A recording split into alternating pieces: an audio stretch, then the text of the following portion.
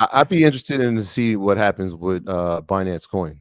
That's one of those top 10 crypto coins. Yeah, Obviously, it being a bigger change. When you have, I mean, I can imagine if there was fraud in a big financial firm here in the States, the impact that it would have on that stock. I'm interested to see over the next couple of weeks what the impact will be with this, obviously with the fraud case with from CEO, what it has on the coin, because we've seen that coin fluctuate from $400 go down to 80, and then sit around 200, get up to 300. Because most people when they trade, right, that trade partner, usually BNB, if you're using the exchange, is what you're using, and there's a fee yeah, that gets attached with it. So I mean, the revenue is always going to be there. So if the space grows, then most likely Binance Coin will grow. But having this case on his books, I wonder the financial impact it'll have. yeah. I just thought of this while you were saying that. For both of you, what CEO of a hedge fund or bank do you think can leave and run Binance? And what would they like if they got? I know Jamie's not going to leave Chase, but what hedge like if Ken Griffin left his firm to go run Binance or someone of that ilk?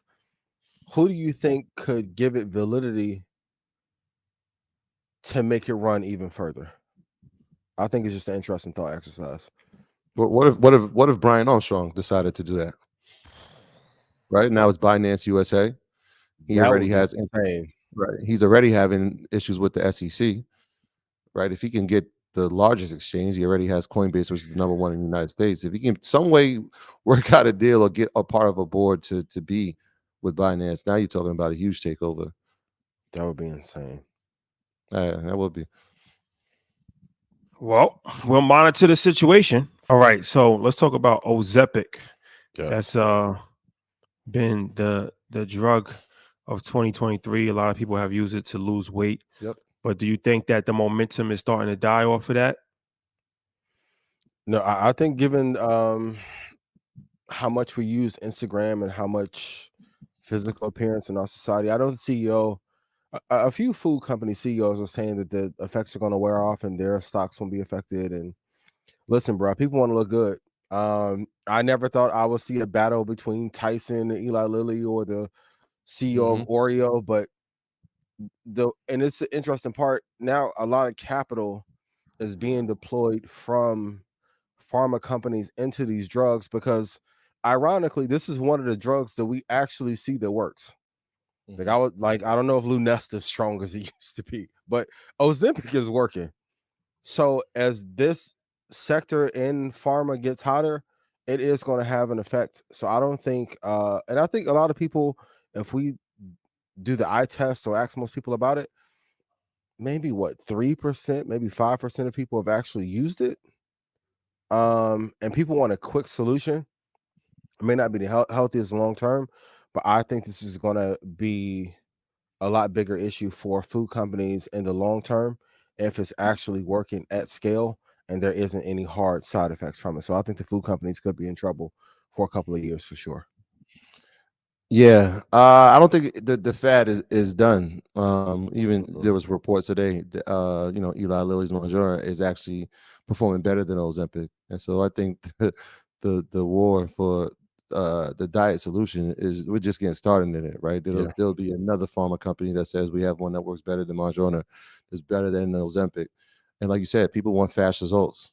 How they get them, I mean, that's what left up for interpretation, right? This is kind of new, and so we don't know what it looks like 3 to 5, 10 years down the line of taking these weight loss drugs. But we're at the beginning of it. I think we're at the beginning of it, Yeah, I and think we're at the very food, beginning.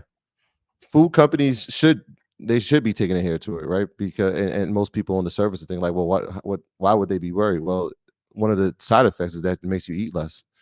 Yeah. Right. And if people are trying to lose weight and it's making them eat less, then that's going to affect what they're buying and how often they're buying. So they definitely should be on notice because this is something that is not going anywhere. I see more people doing it, right? Like I we agree. know probably a few people on our hands, if we had to count of people who have actually tested the drug and used it and have seen results. But I think more people down the line will be using this, especially in America where obesity and people being overweight and health issues are at a premium. It's the perfect drug for this environment. And if Dr. Miami got to get his hands on it, he get the Ozempic BBL combo deal for the holidays next year, boy, Y'all, hey, that Big Get Back campaign, boy, The, Dr. Miami finna go crazy. the bundle pack.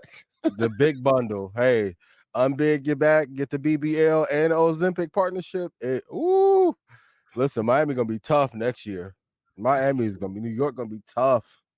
So Unbig your back. Mike, clip that up.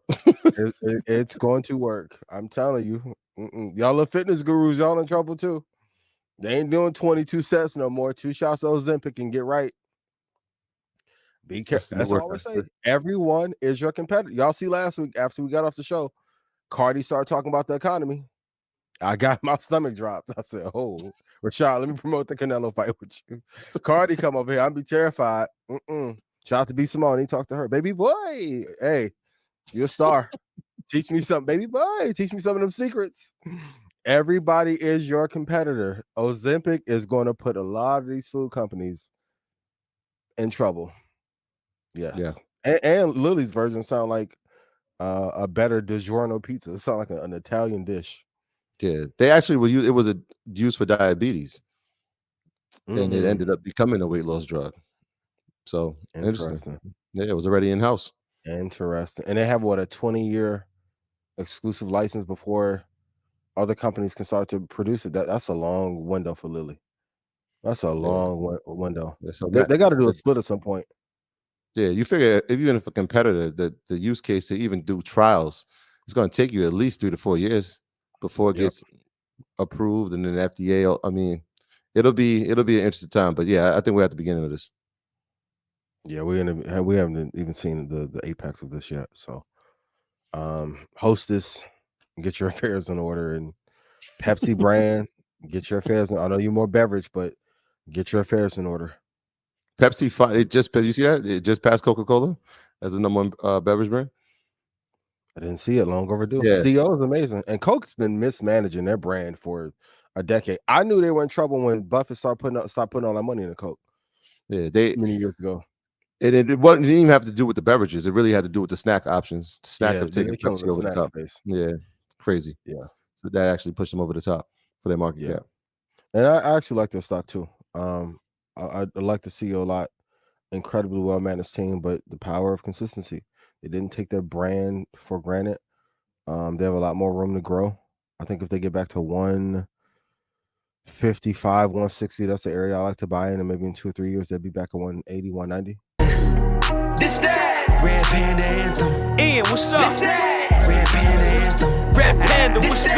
Red Panda Anthem. It's your Whole boy. clip going up. I know they can't stand it.